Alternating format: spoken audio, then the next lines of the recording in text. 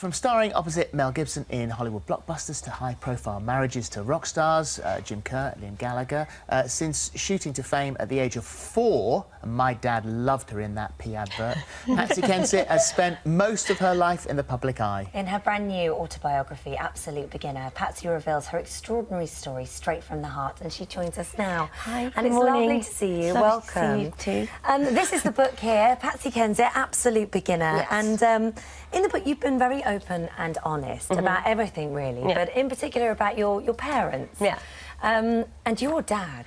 I want to begin with him because he sounds like a right character. He was nicknamed Jimmy the Dip. Yeah, I mean, it sounds like a rapper now. that name, someone's got to copyright that. Yes, but you're right. That was apparently his name. How awful! But he had a bit of a secret life, really. I mean, he worked.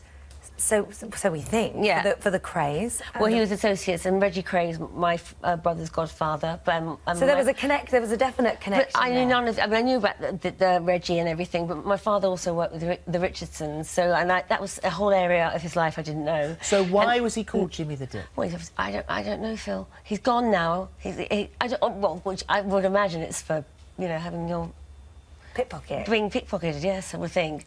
But you know what? He was in and out of prison most of my life, but he was my dad. Of course. And fraudulent, I really loved him. But you had to go on the run.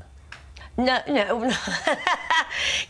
Well, yes, probably it was a cruise. No, but yes, probably. No, the thing is about all of this, I did Who Do You Think You Are? And yeah. I of course, knew certain things, but my brother and I were very, very sheltered from all of that. I mean, when my father went to prison the last time, I think it was about 4 years, we had to say he was in South Africa. And we kept this, I mean, and this is a 13-year-old girl to kind of keep those secrets. But that was their generation. In the, in the 1970s, he had to leave the country. He was. That's what in here it's a case of sort of jumping on the cross-channel ferry. I read the book, hadn't I?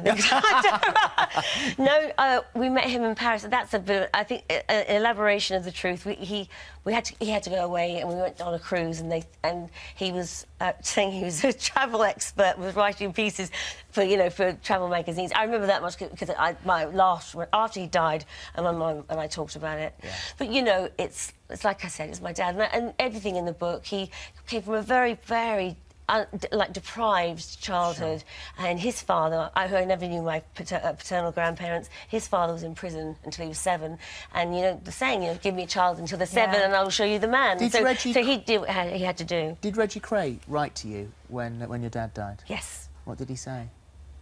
He said your dad was a great earner, I think, a good man, and he always dressed well. Did he? And did he say something along the lines of, well done, because you've done well yourself? Yeah, he said something like that, yes. Yes. And, but we got permission to print because he wrote a lot, you know, and obviously there's great pictures in the book of my brother's christening, you know, he's holding him. It's like this big giant hands and this little child. And my mum and dad are they're like that, and you're thinking, no, it couldn't, no. But they're like images from a Martin Scorsese movie. Looking back at my parents, because it really was a generation and a generation ago. We're not talking about. You know, my father was a lot older than my mum. What about your mum? What about your mum? Because your mum was dogged by ill health, wasn't she? Her whole life. Yeah. Oh, no, that's a lie. My whole life. Your whole life. Yes. Which was defining, really, the relationship between the two of you. That was a lot of your whole life. She was poorly. Well, I was taken to say goodbye to her when I was 4. I remember that distinctly. And I remember doing The Great Gatsby. Those two things are very clear in my mind. And I think that my mum would just bounce back. She was the most positive individual. You know, we read these books now about being positive and affirmations. None of that was around then. She just was so positive, never cried, never got depressed. I mean, she was incredible. My dad would go to prison, we had no money, so I was working because I wanted to buy her health. It was a fruitless crusade, and you know, a lovely one for a child. But having had my own children, obviously, who I adore, when a child has the understanding that of their own mortality, something of your childhood goes, and I think that happened to me. I was worrying constantly my whole life about my mum. dry mouth, actually. And you were, like you said, you know, you were working to buy her health, and actually you weren't there when she died, and it's something that you think about all the time that's had a huge impact on you. I don't want to cry. Oh, no, don't. No, it's fine, because obviously, you know, I've got... My boys are just my world, but,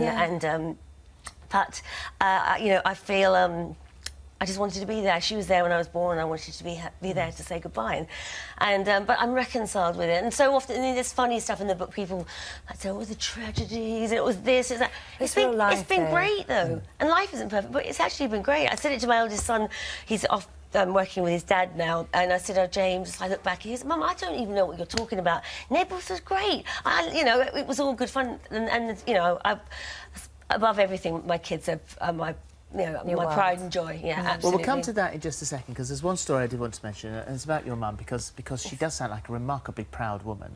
And when you were working, and you were filming The Bluebird, I think, weren't you, Elizabeth Taylor? Yeah. Did Elizabeth Taylor say she wanted to come round to your house? Yes, because we were flying. There was a break in filming, because we were in Leningrad for a year making that film. Oh, it's St. Petersburg now, sorry. I'm 105. So what can I tell you? I apologise. So way back then, before talkies, we were doing this black and white film. We weren't really in Russia, and there was a break, and we flew back home, and she just called my mum. We're at the Dorchester, you know, come here, and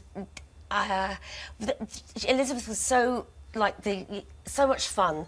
She made everything fun, but my mum said no, she can't send the car for us here. And she said, we're not going to be able to do that. But she said, well, OK, then you can fly with me tomorrow back to Finland, and then you have to get the Aeroflot flight from there. And we went on a plane, no one else on it. It was a Boeing 747, the big jumbo jet, Swiss Air. Just you? Just us. Just us. That's fantastic. And did she used to throw her diamond at you? She used to play diamond question. She used to play catch, and it was like this. It doesn't do its justice. It was huge, and I mean, so beautiful. This is the Krupp. And she the Krupp diamond. It has a name. Yeah, the Krupp. Yeah. Which she owns. She used to say, "It keeps me cool." Keeps me cool. And she used to shout catch and throw it. She'd go, "Catch, Patsy," and I'd lost my teeth during the film because because it smashed you in the mouth. No, because my baby teeth came out, so I had to have dentures made, and I was forever losing them. My mother was always, you know, and she thought, God, she's got that diamond ring, give it back to her. I was going, no, I like it, it's good, look, I can throw it like this. We should point out that this is the Krupp diamond, which sold recently for £5.5 million.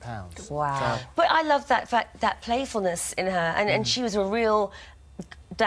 real woman, and she was. I was completely in love with her. Completely. It's a lovely story, though. It's a great story. We mentioned that we just talked briefly about, you know, the private thing, the private life. And you say in the book, it really saddens me to have failed so miserably with my boys' dads. Yes. It's quite a heartbreaking thing to say. Well, it's just an honest thing, and I think that the last 4 years I left Holby, and I wanted to just devote myself entirely to my kids. Not that I hadn't, but I was always working, and it's been the happiest times, definitely, for me. And I think that, you know, I learnt so much from Jim and from Liam, and, you know, I was looking for them to replace my mother's love, and no man could do that. Maybe you could, though, Phillip. I think, but it's a disservice to my mum to think that now, looking back. Sure. But you know, young, and it was, and you know, I believe in love. I really do, and I'm a hopeless romantic, and I think that's nothing to be ashamed of. You've been very poorly, and it's been quite documented that you've been poorly. Just our final question now. Yes. How are you now? Are you all right? Well, yes, I had to have a hysterectomy about 2 months ago because I was getting these huge cysts. I had one removed in 2011, and then within 9 months, 2 huge ones had come back, and it wasn't. In fact, I had got pneumonia. James was about to fly out to Sicily for his job with Jim, and he said, "I'm not going unless you know, get this checked out." So I rushed into hospital, and the chest guy, he was feeling me. He said, "I don't really go below there normally." He said, "But you've got something in your stomach," because he's a chest guy. There's something, you know, for everything. I said, "No, I had some cysts taken out." You know, he said, "No, go up for an MRI," and they were just huge. And so I had a hysterectomy, and I'm in full-blown menopause. My mouth's dry. The sweats, and no one talks about it. It's like it's almost like it's Dickensian, and there's some taboo, and you're not a woman anymore. What, do you lose your lust for life because you've lost the woman. I mean, I don't know. I think, and I would love to have had people to call because it's 45 is relatively young. Yeah, really young. So you know, but you're feeling okay. I'm feeling okay, but I would think women should really not. It's a big You adjustment. should come in and we should do that as a subject. And yeah, definitely, because someone like you talking about it would make a huge. Well, this is absolutely. This is the book we're talking about. Thank you so much. Well, thank you very much. having me. Absolute Beginner is Patsy's book, and you are gorgeous. Oh, We're stop. back after this.